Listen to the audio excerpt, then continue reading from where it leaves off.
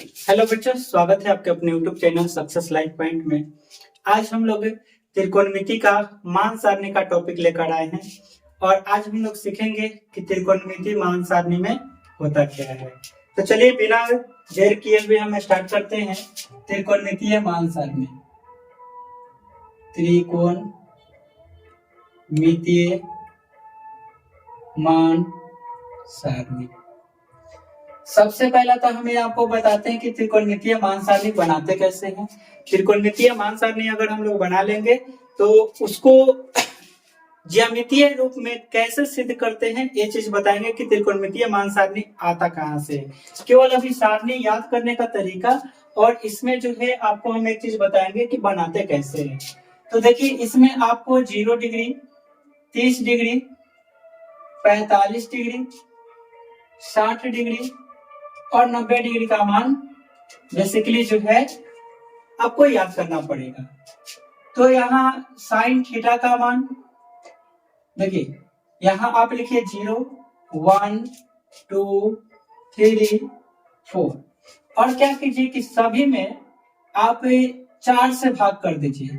सभी में 4 से भाग करने पर, सभी में क्या कीजिए 4 से भाग करने पर, तो 0 बट्टे कितना हो जाएगा 4, 1 बट्टे कितना हो जाएगा 4, 2 बट्टे कितना हो जाएगा 4, 3 बट्टे कितना हो जाएगा 4 और 4 बट्टे कितना हो जाएगा 4।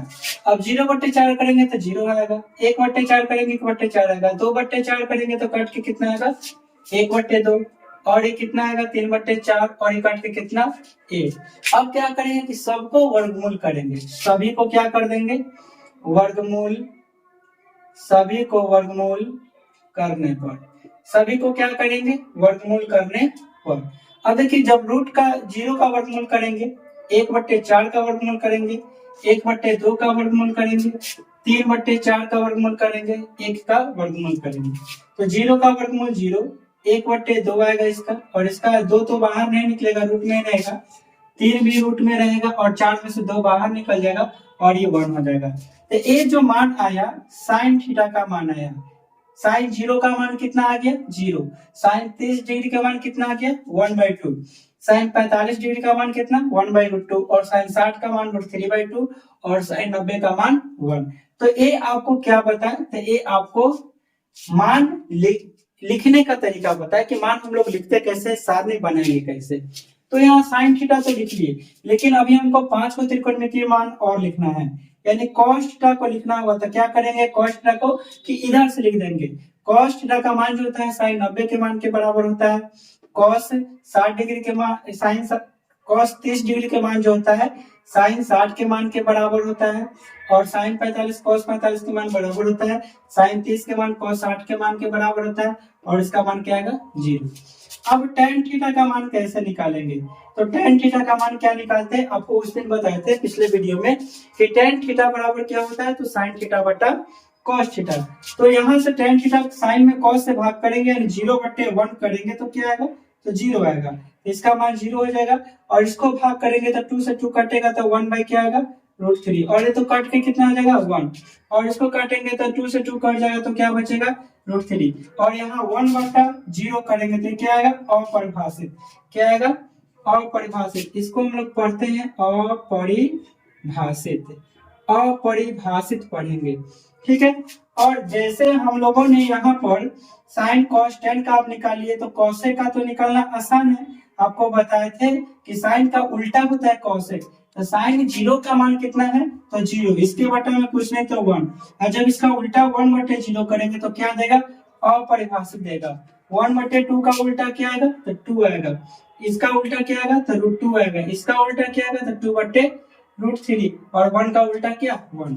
अब sec थीटा लिखना होगा तो sec थीटा का बस इसको इधर से लिख दीजिए तो 1 2/√3 और इसका मान तो √2 ही रहेगा, इसका मान 2 रहेगा और इसका मान अपरिभाषित रहेगा। अब cot का मान कैसे लिखेंगे, तो cot का मान लिखने का तरीका है कि tan का उल्टा कर दीजिए या इसमें इससे भाग कीजिए। तो 0 का उल्टा किए तो क्या मिला था अपरिभाषित, तो यहाँ ये 0 का उल्टा करेंगे तो फिर भी क्या मिलेगा अपरिभाषित। 1/√3 का उल्टा करेंगे तो क्या मिलेगा √3 और 1 का उल्टा करेंगे तो क्या मिलेगा, तो 1 और √3 का उल्टा करेंगे तो 1/√3 और अपरिभाषित का उल्टा करेंगे तो क्या मिलेगा, तो लड्डू 0। तो ये जो हम लोगों ने क्या बना लिए, हम लोग मान सारणी बना लिए। और मान सारणी अगर आपको याद नहीं हो रहा है इसको बार बार लिखिए और प्रैक्टिस क्वेश्चन से कीजिएगा तो आपको मान सारणी याद हो जाएगा। क्योंकि मान सारणी आपको याद होना बहुत जरूरी है, लिखने आने से ही केवल नहीं हो जाएगा, अगर आपको याद है तो परीक्षा में चाहे किसी भी कंपटीशन एग्जाम में जो है आपको ज्यादा मेहनत करने की जरूरत नहीं पड़ेगा। अब देखिए मान सारणी आपको लिखने के लिए हम सिखाए कि मान सारणी लिखते कैसे, लेकिन इसका ज्योमेट्रिकल मेथड आपको बताएंगे कि ये आया कहां से वास्तव में। ये तो याद करने का तरीके है और लिखने का तरीके है, मान सारणी लिखने का तरीके है, लेकिन वास्तव में आता कहां से ये आपको बताएंगे, पहले इसको नोट कीजिए। इसमें आपको एक बात बता देना चाहते हैं कि कोण को हम लोग दो चीज में मापते हैं। कोण को हम लोग कितने चीज में मापते हैं, दो चीज में। एक तो डिग्री में मापते हैं, ठीक है, एक तो डिग्री में मापते हैं और एक रेडियन में मापते हैं।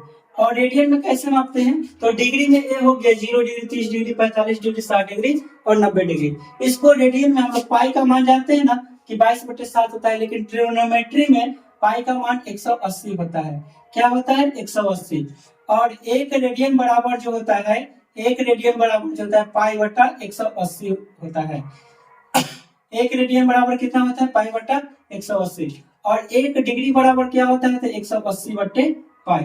तो देखिए हमको अगर रेडियन में चेंज करना होगा तो डिग्री को रेडियन में चेंज करना होगा तो 0 का तो 0 ही होगा।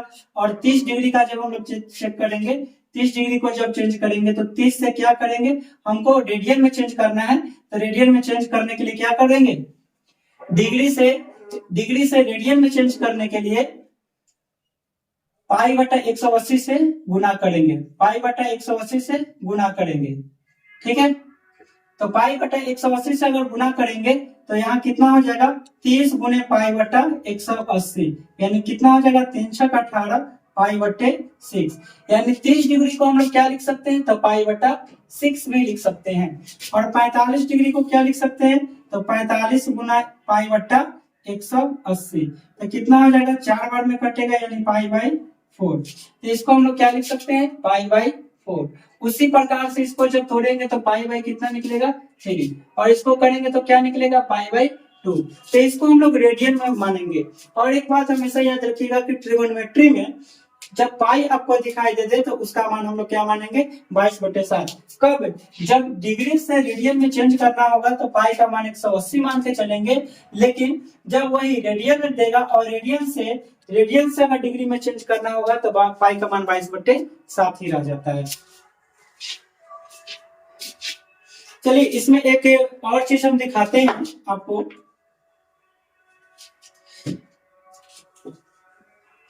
देखिए इसमें आपको एक चीज दिखाते हैं कि साइन थीटा का मान, यहां से देखिएगा तो ये हो गया साइन 0 के मान, ये किसका मान है, साइन 0 के मान 0, साइन 30 के मान 1/2 और साइन 45 के मान 1/2, साइन 60 के मान √3/2 और साइन 90 का मान 1।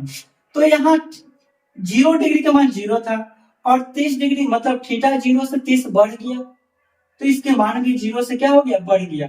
अब 30 से 45 बढ़ गया तो इसका भी मान इससे ही बढ़ गया। और जैसे जैसे थीटा के मान में वृद्धि हो रहा है तो साइन थीटा के मान में भी क्या हो रहा है, वृद्धि हो रहा है। इसका मतलब यह है कि साइन थीटा के मान में जैसे जैसे वृद्धि करेंगे वैसे वैसे थीटा के मान में भी क्या होगा, वृद्धि होगा। लेकिन कॉस में देखिए, कॉस में 1 था, 1 से घटते घटते घटते घटते क्या हो गया, 0। तो देखिए थीटा के मान में जैसे जैसे वृद्धि होगा वैसे वैसे उसके मान में भी वृद्धि होगी। और ये सब में नहीं होता है, ये सिर्फ साइन में होता है, टेन में होता है और सेक में होता है। मतलब जो सी से स्टार्ट होता है उसमें उल्टा होता है। इसमें अगर आप कोण का मान बढ़ाइएगा तो इसका मान क्या होगा, घटेगा। इसका मतलब है कि आपसे कोई पूछेगा कि बताइए कि साइन 30 डिग्री और साइन 60 डिग्री में बड़ा कौन, तो जाहिर सी बात है कि साइन 60। अगर साइन होगा, टेन होगा, सेक होगा, इसमें थीटा का मान अगर ज्यादा रहेगा तो इसमें थीटा का मान ज्यादा रहेगा तो वह मान भी क्या होगा, ज्यादा होगा। लेकिन यही रहेगा कि cos 30 के मान और cos 60 के मान दोनों में बड़ा कौन, तो cos 30 के मान बड़ा हो जाएगा। क्यों? क्योंकि इसके थीटा के मान में वृद्धि करने पर इसके मान में क्या हो जाती है, कमी हो जाती है। अब देखिए उसी प्रकार से अगर tan में पूछेगा कि tan बताइए 20 डिग्री और tan यहाँ 40 डिग्री, दोनों में बड़ा कौन, तो 40 डिग्री। क्योंकि थीटा के मान में जैसे जैसे वृद्धि करेंगे वैसे वैसे इसके मान में क्या होगी, बढ़ेगा। अगर मान के चलिए आपसे पूछेगा कि sin 10 डिग्री है, sin 20 डिग्री है, sin 30 डिग्री है, क्रम में लिखे, तो बढ़ते हुए क्रम में लिखेंगे तो देखिए इसको हम लोग ऐसे करेंगे, क्या हो गया, बढ़ते हुए क्रम हो गया। अगर आपको क्वेश्चन देगा cos 20 डिग्री है, cos 60 डिग्री है, तो घटते हुए क्रम में कैसे लिखेंगे, कहिएगा cos 70 गलत होगा, क्योंकि cos में जो थीटा के में क्या होगी, कमी होगी। तो सबसे पहले इसमें अगर cos 20 और इससे छोटा आ जाएगा तो cos 40 हो जाएगा, इससे छोटा क्या होगा, cos 70 हो जाएगा। ये आप क्या हो गया, घटते